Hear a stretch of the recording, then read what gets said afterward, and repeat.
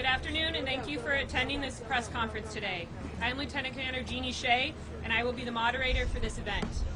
The focus of this press conference is the unified response efforts for the Orange County oil spill. First of all, I'd like to go over some ground rules. Please silence all cell phones and electronic devices. Following the UC's remarks, we will open it up for questions. Please limit one question and one follow-up. Before asking a question, please state your name and press affiliation. I'd like to introduce the Unified Command representatives. Coast Guard Captain of the Port, Rebecca Orr, Lieutenant Christian Corbo, California Department of Fish and Wildlife's Office of Spill Prevention and Response, and Amplify Energy CEO, Martin Wilsher. Supporting agencies are the City of Long Beach, Newport Beach, and Huntington Beach. I'd also like to acknowledge Congresswoman Steele, Newport Beach Mayor Avery, Orange County District Attorney Spitzer, and Orange County Supervisor Foley. I will now turn it over to Captain Orr.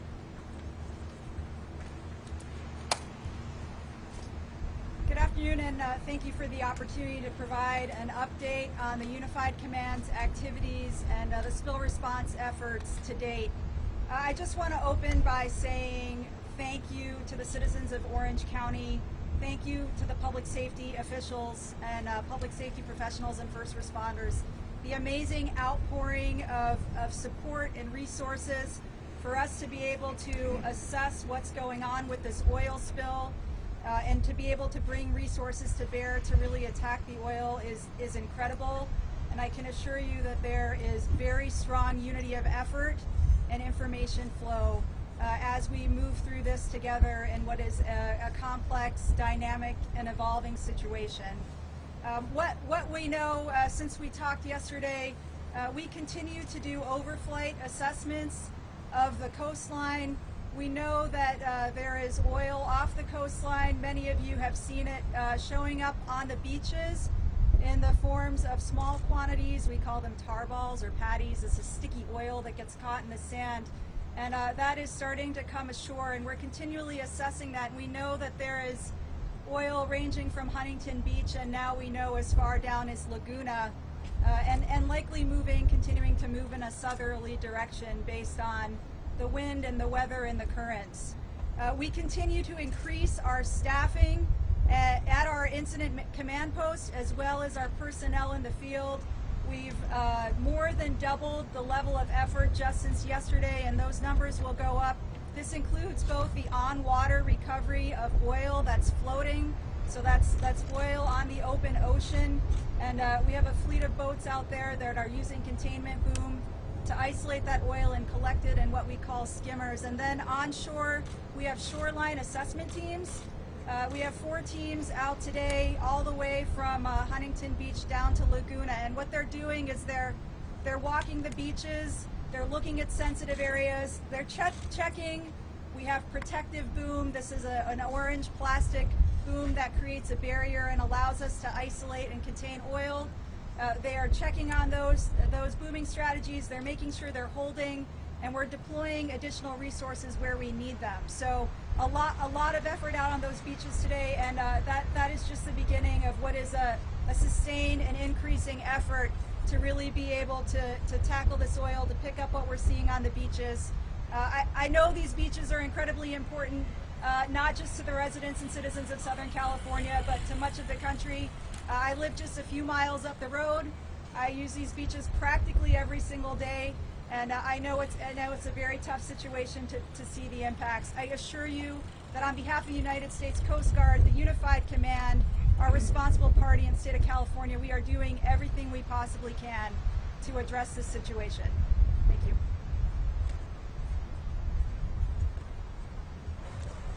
Good afternoon. My name is Christian Corbo. I'm a patrol lieutenant with California Department of Fish and Wildlife. Our Office of Spill Prevention and Response is actively engaged in the Unified Command with the Coast Guard and the responsible party to manage this release and discharge of oil. My office is a public trustee for managing all wildlife and environmentally sensitive sites. At this time, we have pre-assigned and deployed boom at 7 locally sensitive sites.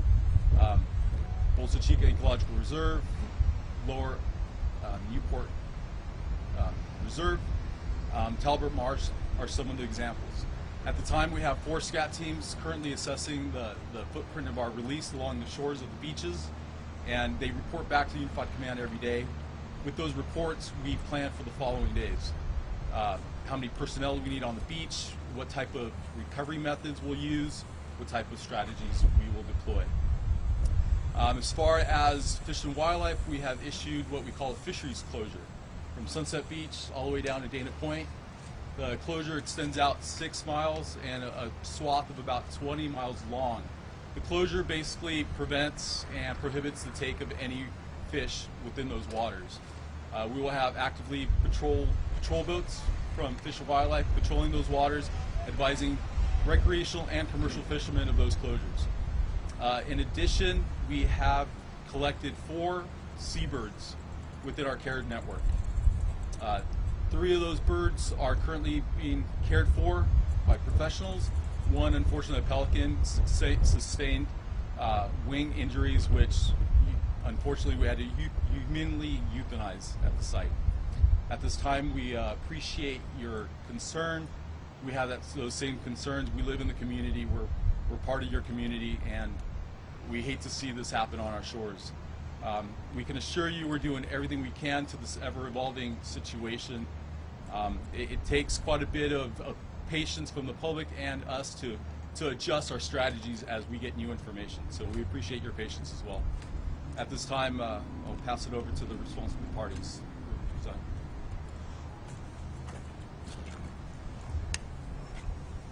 Thank you. I'm Martin Wilsher, President and CEO of Amplify Energy. First of all, I'd just like to say thank you to the Coast Guard, the Department of California Fish and Wildlife, and all the various state and local agencies that are allowing us to help with this effort. We are fully committed, like I said yesterday, to being here through all of the recovery efforts and making sure that we can get everything back to normal as quickly as possible.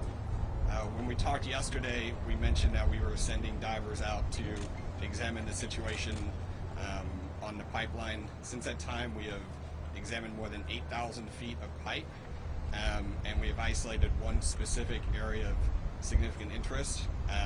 We did this primarily through ROV to this point, but we are sending divers down now to verify some what we are seeing via the ROV. There's more information to come, but I think we're moving very closely to a source and a cause of this incident. Like I said yesterday, our employees live and work in this area as well, and we are deeply concerned by what we're seeing environmentally and with the fish and wildlife, and so like I said, we're committed to fulfilling our duty here to help with the recovery efforts as long as that may take. Thank you.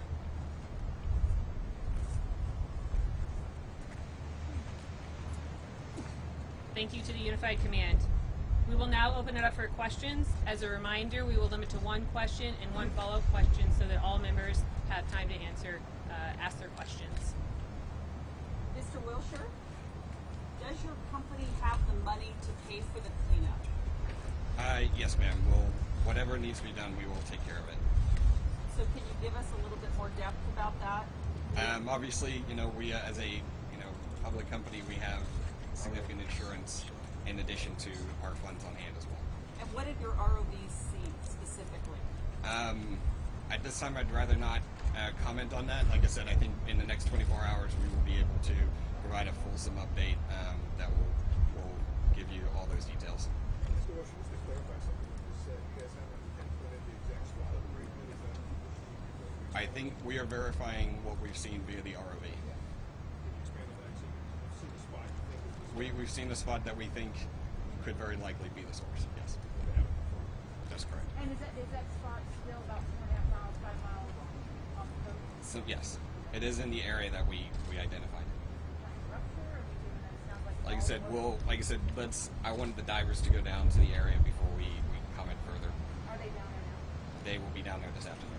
Is there suspicion that the leak was caused by the anchor of a ship? Is that something that you're looking into? That is one of the distinct possibilities, yes. Can you tell us when was the last time the pipeline was inspected, and where is it monitored from? Is it monitored from Houston, or is it monitored from... No, we have a local office that is responsible for operational related to the assets that we have in the water. We have people in the office in Long Beach, and we have over 100 people that work the platform. So it is cleaned weekly. There are, and just to clarify, pipeline is cleaned weekly? yes, ma'am. It is a crude oil pipeline, so you clean it weekly to remove any paraffin or anything else that may build up. And then every other year, there's kind of alternating yearly schedules for kind of what we would consider, what I referenced yesterday was a smart pig, which measures basically the inside of the pipeline. So you run the pig right through it's called a pig. You run this smart pig and it measures the wall thickness. And like I said yesterday, in 9 years of owning the asset, we've never seen any degradation of the pipe from the inside. And then every other year, in those alternating years, we do a full ROV scan of the entire pipeline from above to see if there's anything laying across the pipe. And so we did the last smart pig in late 2019 and the last ROV scan in last summer. So Please give us a timeline for when the leak was noticed and how quickly authorities formed. The safety plan for your platform operations was established within 30 minutes. that's correct. And basically, the boat noticed the sheen, immediately contacted the platforms, and the platforms instantaneously started the incident plan. We have annual spill drills that basically, in correlation with the agencies we're working with now, that basically, are intended to cover any potential incident like this. Obviously, you hope to never have to use them, but we instantly, started notifying all the relevant agencies and getting the incident plan in place. And do you have exact times for when everything happened? It was within that 30 minutes or so time frame. But prior to the sheen, was a leak detected on Friday night? We were not aware of a leak on Friday night. We were looking into, like I said, we looked at we were going during a line run on Saturday morning, which is when we detected the sheen. So you don't have equipment that could detect a leak sooner than seeing a sheen? Can you explain how you might detect it without visibly seeing it? Like I said, there is some equipment that helps to do that. We did not have any notice that there was a leak in the line at that time. Were you alerted about any of the reports from the because when you do that small gas, did they alert you to check your operations? Did you get any alerts like that?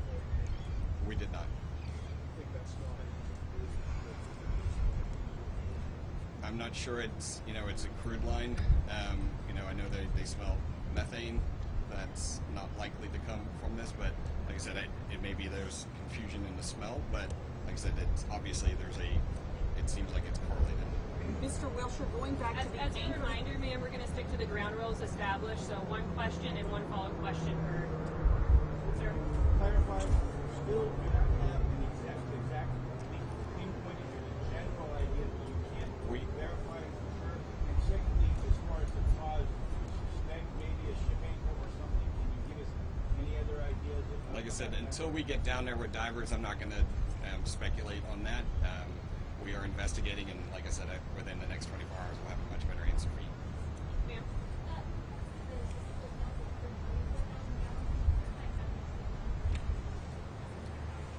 Yeah, essentially all of our spills are based on the number that you guys have heard to this point is based on a maximum of what could be potentially spilled in an event like this.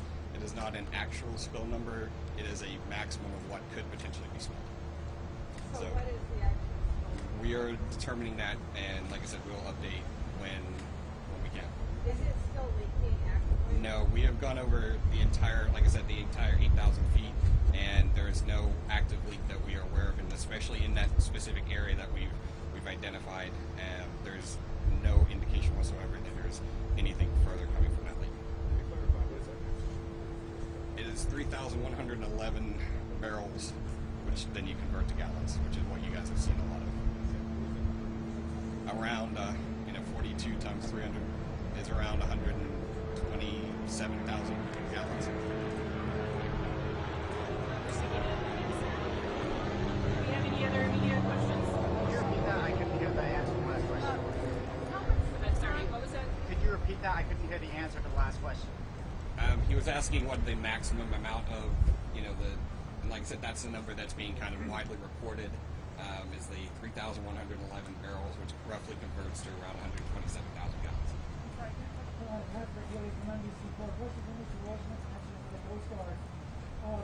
Were there any vessels in the area where we're looking at right now where that anchor may have come from?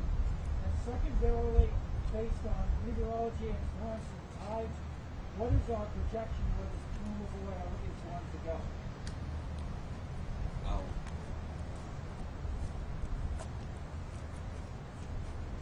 So if you look behind us, you can see that there's a massive number of ships out here in the Huntington anchorages and the anchorages off the San Pedro Bay Port Complex. And so there are vessels in the area.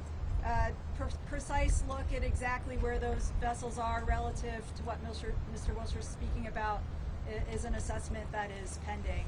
And then to your question, sir, about trajectories. So what we are doing is flying daily overflights, 3 or 4 flights a day, where we are mapping the oil and mapping its direction, looking at models of weather, so tides and currents and wind, so that we can determine the direction. It really is dependent on the prevailing weather conditions, but the oil continues to move in a southerly direction, and what we've seen is oiling just down to Dana Point, a little bit southerly at Dana Point, and the trajectories indicate that trend could continue if the weather continues in the current fashion.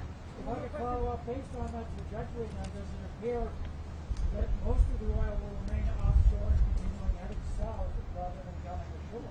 We already have oiling coming ashore, but there is oil that remains offshore, and that oil could continue to move. For the Coast Guard, how do ships know where they can drop anchor? So the Marine Exchange of Southern California, in partnership with the Coast Guard Vessel Traffic Service, makes determinations on the locations of anchoring of these vessels, and they're guided into locations where they drop anchor, and then they are monitored. But they take into account things like where there are oil pipelines they could hit? Absolutely. All of those things are designated on charts, nautical charts. Have we had an incident ever where an anchor has hit a pipeline? I am not familiar of an incident here. So these container ships are waiting to get into the port of Long Beach, correct? If any one of them could potentially be crossing over an oil pipeline, is that what you're saying? So these ships are anchored, and many are awaiting entry into the San Pedro Bay Port Complex, the ports of Los Angeles and Long Beach. And in the course of transit, it is possible that they would transit over a pipeline. Sir, we're going to stick to the single questions. Okay, I want to make some, I want to ask a question. I want to get this straight. I want to make sure that I understand the practice. So on Friday, there's a sheet, and people are reporting, but I'm understanding that the pipeline is not closed till Saturday. We were, so... The 17-point-mile pipeline is 60 and 100 feet, which is way easy finding location, as I am on my building. That pipeline. Still don't know. There's no way to tell where is the Like I said, ma'am, we did it via ROV over 8,000 feet of pipe, and so Friday night, did you know we did not. Friday night We were not Saturday, aware of didn't anything go Friday till night. Saturday. Like I said, Farmer did not Saturday morning, when we found the sheen, that's when we kicked in the incident command. Like I said, so we were not aware of anything Friday night. If there were reports, like I said, they did not come to us, and we did not make any reports.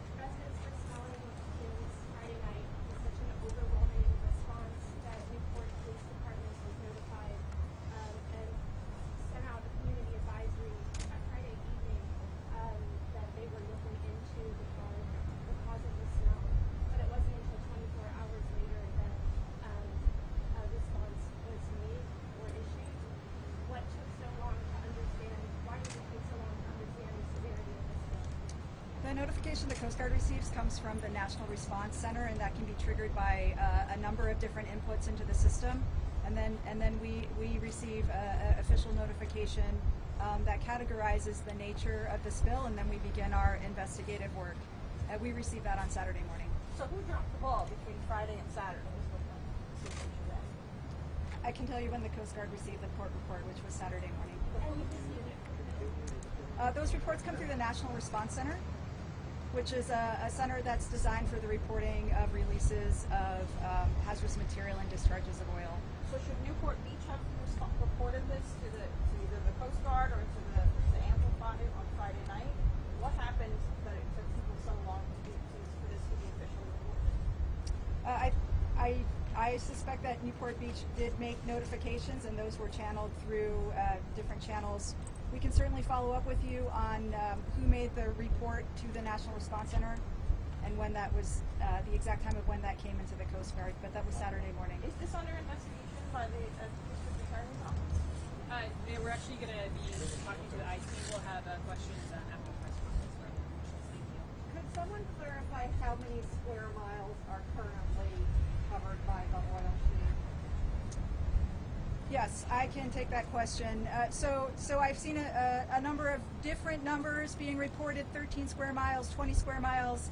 I think when we hear that number, there's a tendency to think that there's a 13-mile sort of slick of oil that's out there. I overflew yesterday. We flew up and down the coastline here, and that I would characterize the oil as sort of isolated ribbons or patches of oil.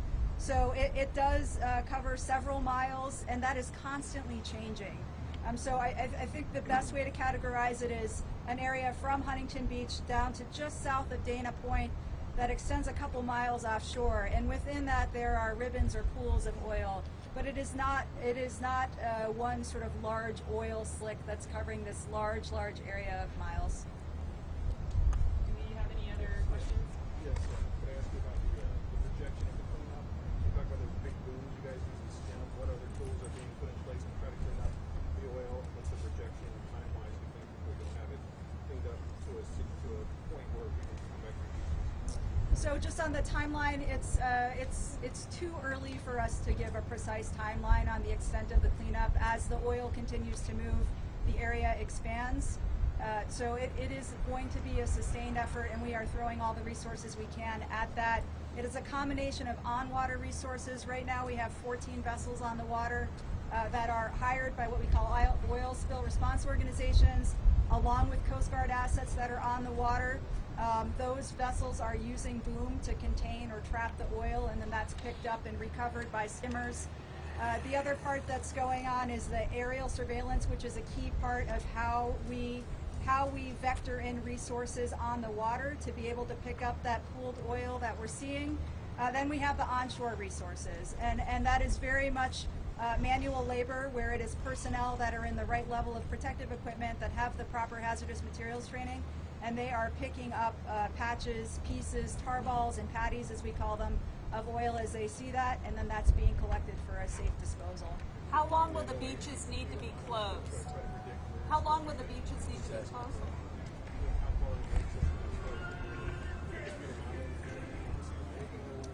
NOAA is involved and leading our determination of trajectories for the spill.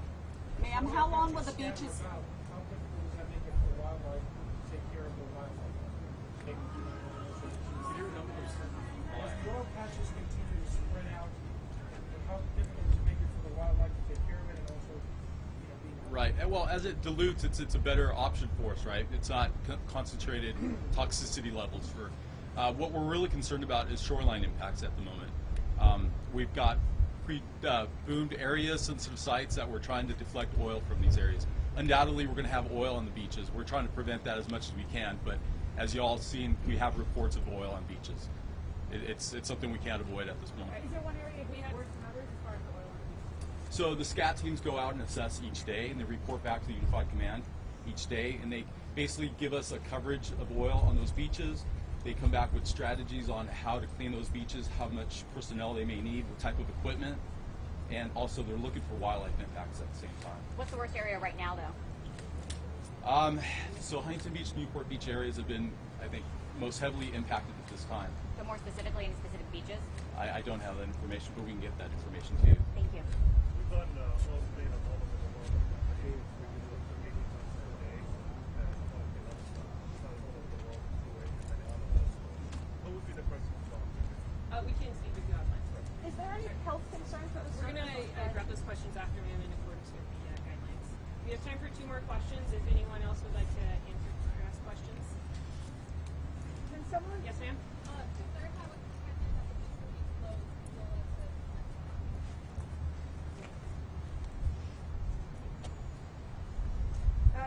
It's a process of continual assessment.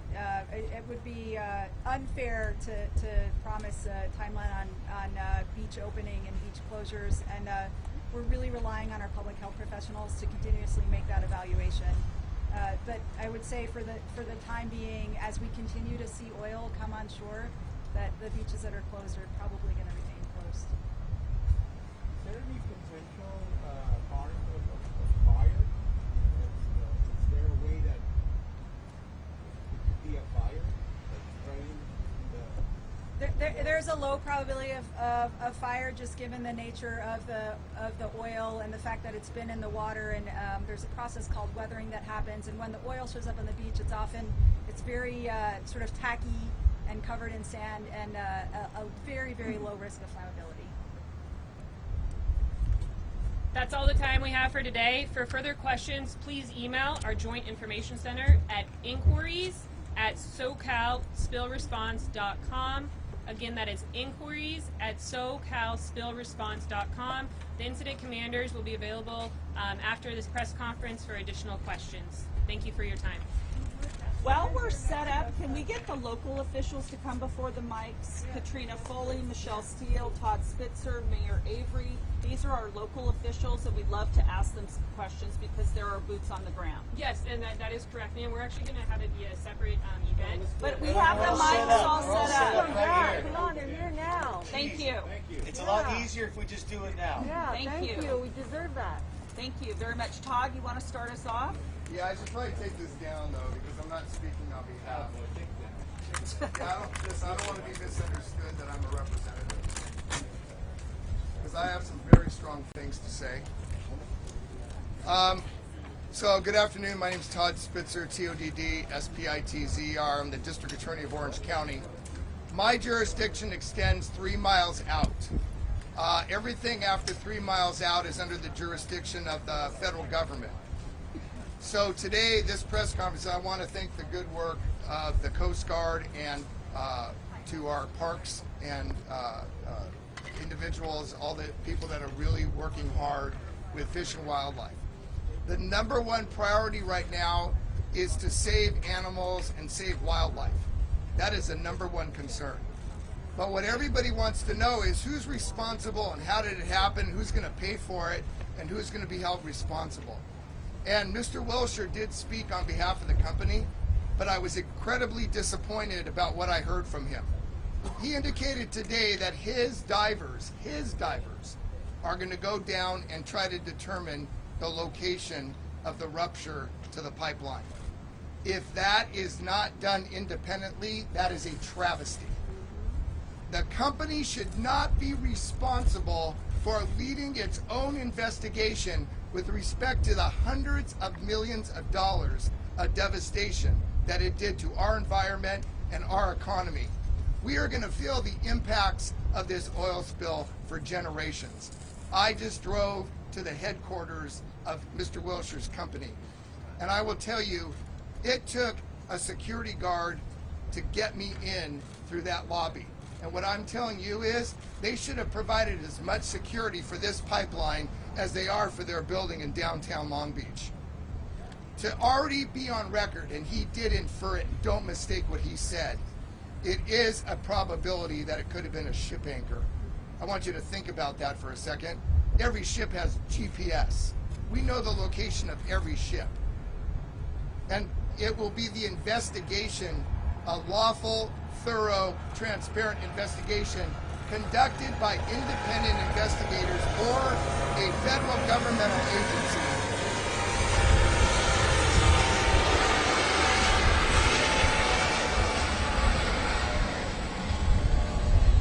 be independent investigators or federal or county investigative agency which will independently determine the cause of that rupture.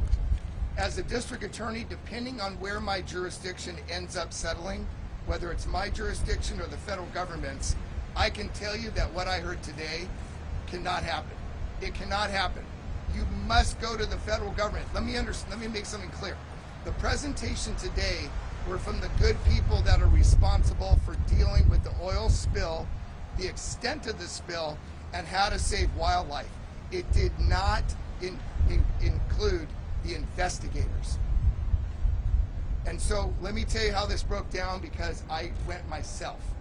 In downtown Long Beach, they have the individuals who are working, the deputy warden, assistant warden. They are doing the cleanup effort, and that command center is in downtown Long Beach. They have not yet set up a command center for the investigative investigation. That has not been established. I have dispatched and have assigned from my environmental unit district attorney investigators to be part of that investigation. And as soon as I leave here, I'm picking up the phone with the investigator who's in charge of this operation to demand, not insist, not ask, to demand that they get this squared away before that company puts divers down on that pipeline today. They shouldn't be able to go anywhere near that pipeline. They are biased, they're self-interested, and they're going to do everything they can to try to reduce their damages. And no one should touch that pipeline. No one from this company. It must be done independent, and it must be overseen by either Coast Guard divers or Orange County Sheriff Department divers. But it must be independent and corroborated. And I didn't hear any of that today, and that is not satisfactory as your district attorney. So, I will say this. Let's make it very clear what today's press conference was. It was about, from your speakers, how they are dealing with the coverage and the spill itself. This was not the team that is overseeing the investigation. And I'm begging you, as the media, to call immediately and find out why in the world would they let the company divers go down there and look at that pipeline without any oversight. Maybe there is, but I better be wrong, because they cannot be allowed to touch that pipeline. So if your office isn't investigating, who is? Okay, so actually, I can clarify. Eric, that. you want to? Yeah, if you don't mind. Yeah, thanks, DA. Yeah, so basically how the Unified Command works in California, it's a multi-agency response group. It contains the Coast Guard, the state, California Fish and Wildlife, and the responsible party. They are part of the Unified Command. The investigation is completely separate. They do that purposely so it's not compromised by the response. So we have, you heard from Lieutenant Corbo today from Fish and Wildlife. He is the responder for the Unified Command. We have a totally different group of game wardens and lieutenants that are working with Coast Guard investigators. A federal investigation is underway as well. And so there is a total full investigation, and once that investigation is complete, Mr. Spitzer's office will get a full report, and this is a criminal case. And so I just don't want anybody to get the misconception that there isn't an investigation. There is a federal and a state investigation separate from this response. These people don't even come in the same building. Right, but just to clarify what the district attorney said, we heard from Martin Wilsher that his divers are going down and they've located an area where there may be a leak. What Mr. Spitzer is saying is there needs to be an independent investigation into that. It appears that the company, Beta Offshore, is investigating itself. Like I said, Beta Offshore, the company, Amplify Energy, has a seat at the Unified Command. That's the way the law is, because they have the resources to pay for this and to help respond. But the Coast Guard has 51% of this response. So at the table, the Coast Guard has the final say. So any kind of decisions that are made with contractors, investigators to assess the pipeline would get the Coast Guard sign off. Is the Coast Guard sending divers along with the company divers as you? I can look into that. At this time, I don't have information about who's doing the assessment, but I can look into that and find out. There is an investigation underway, though, that I said, and I'm sure that's going to include, assessments of the pipeline. So who is you said an investigation is underway. Who is investigating outside of the company? So there's a federal investigation, and there's a state by the U.S. Coast Guard, and a state investigation by California Fish and Wildlife Law Enforcement. Those investigations, as I said, are totally separate than what you heard today. You heard from the Unified Command that's leading the response. These people are, deciding how to best respond to the incident to minimize impacts to the environment and to wildlife. That's what they're here for. Is the NTSB here too? They are, yeah. You describe your investigation as criminal or civil? At this point, it is a criminal investigation. It's conducted, like I said, the report will go to the DA once it's finalized. What kind of things are they looking for? I don't know at this point. I mean, it's like I said, I'm part of the response, so I'm not privy to what's in the investigation. It's totally separate. I have no contact with them. Are we gonna get somebody to talk to us about the investigation? Probably not, because it's an investigation. As Mr. Spitzer would tell you, you don't have people disclosing information about the investigation until it's complete. Mr. Spitzer, could you address what potential criminal charges you might be looking at here? I can tell you real quick. It's against the law. I believe it's code 5650. So let me just, under my jurisdiction, I have local charges that are under investigation for discharging unlawful discharge, hazardous material into a waterway. A killing of an animal because of toxic substances that were discharged into the waterway. The charges I can bring as a local district attorney, if I don't have the primary jurisdiction of the actual spill, are going to be somewhat limited. Again, I'm here to make the following point. The Orange County District Attorney's Office is deeply concerned about the wildlife impact that has occurred on our shores and the economic impact to our community. And somebody's going to pay for that, criminally or civilly. And what I'm telling you is I have assigned district attorney investigators to work alongside with the federal investigators in order to help shape the investigation. But what I'm alarmed by is, and you heard Eric say, this presentation today was one side of that discussion, which is important. How to deal with the spill, how to reduce damage to wildlife and property. But what I didn't like what I heard was from the company. And what I'm telling you is the head prosecutor in this county, that is not an acceptable answer. And even though, with all due respect, he's doing the best he can, he doesn't work for that side, he's right. There's that side, which is in downtown Long Beach, and there's an investigative side, which is not yet set up a command center. And what I'm telling you is that no diver from Mr. Wilsher's company should touch that pipeline until it is absolutely clear what federal agency is going to dive that pipeline itself and come up with its own independent opinion. If, for example, that pipeline rupture was in the 3-mile buffer where I have jurisdiction, then I'm going to demand that answer. I don't know at this point if I have jurisdiction, but I'm going to be alongside the federal investigators to ensure that it's done appropriately. And what I heard today, at least from Mr. Wilsher, not from the federal government, is I was not satisfied at all with his answers.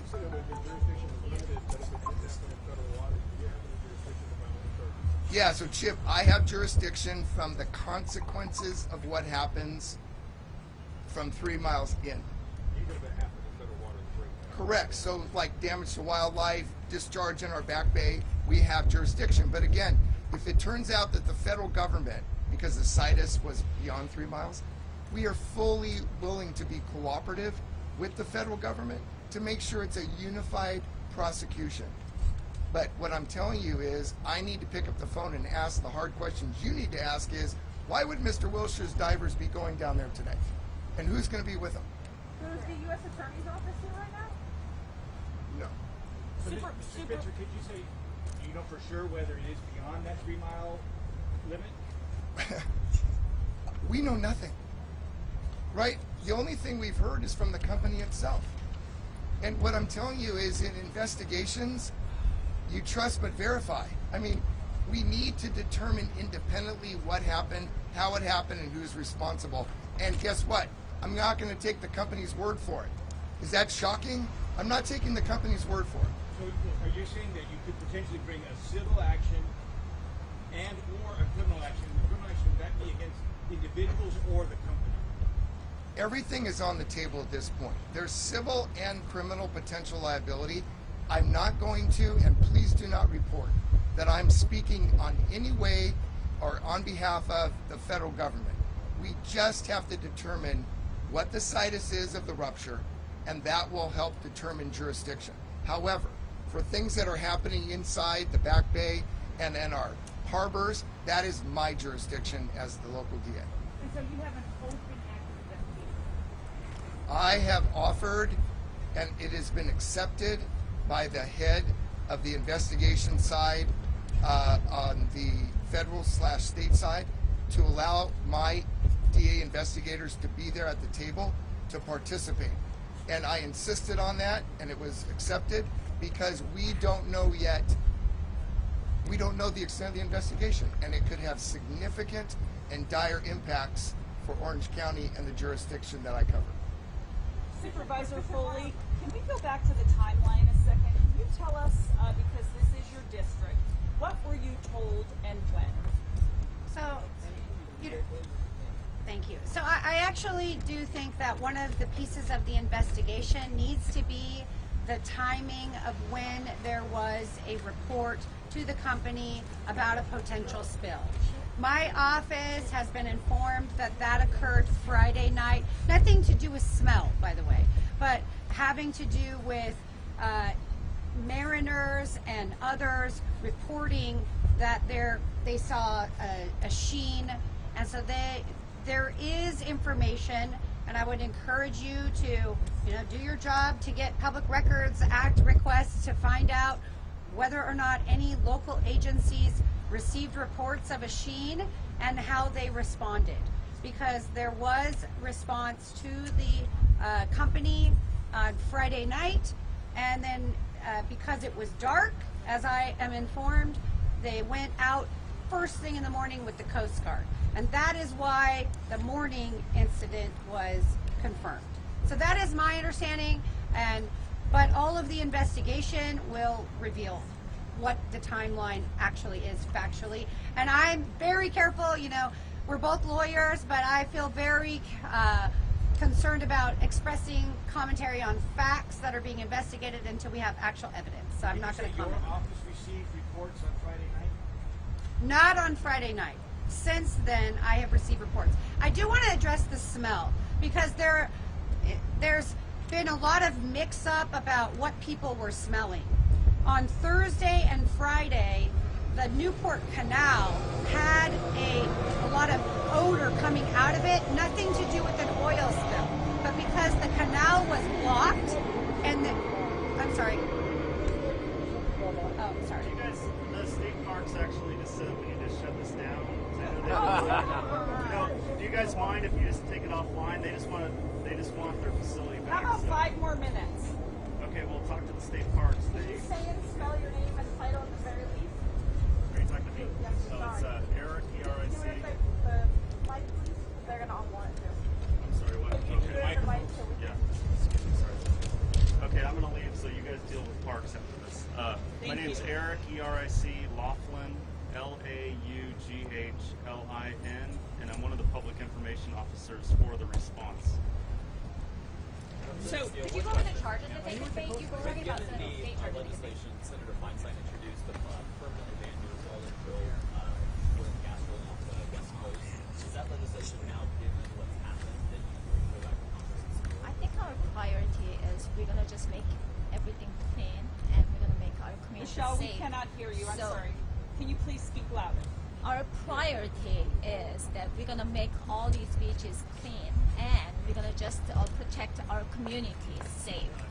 I sent a letter out to President Biden to declare that a major disaster declaration, and I did the same thing to Governor Newsom this morning. And you were talking about the funding, that responsible parties are responsible for all the costs to clean up, and on the top of it, economic impact for individuals and their houses and their businesses.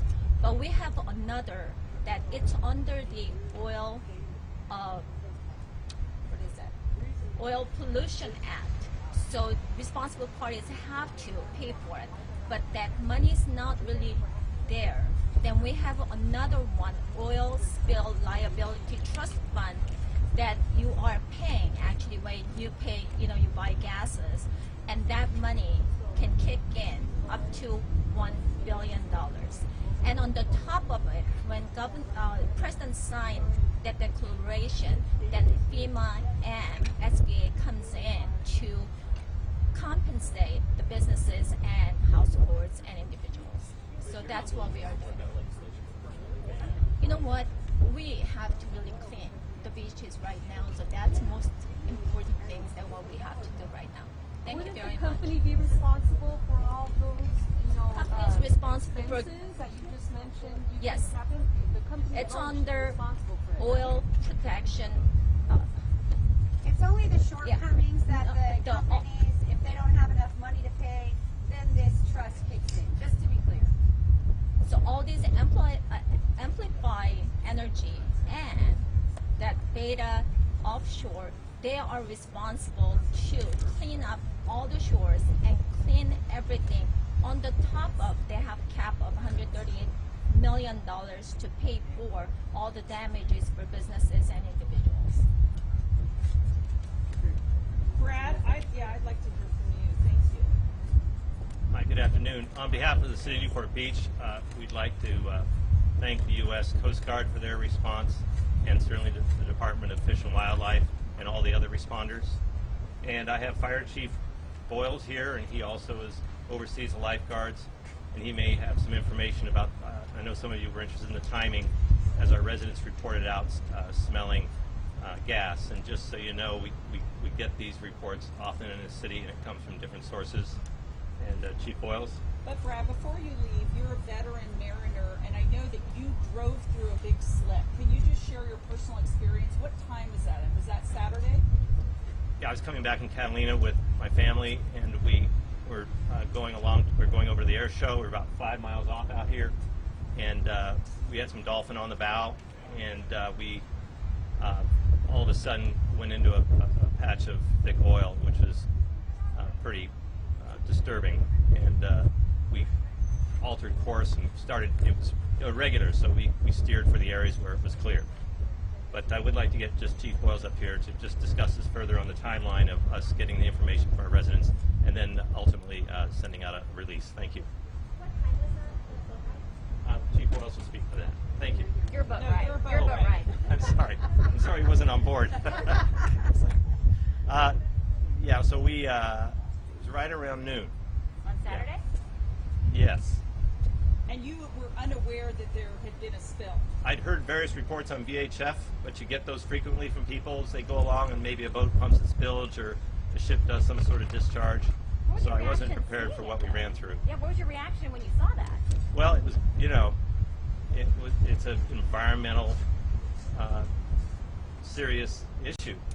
So yeah, no, I'd never seen like it down here.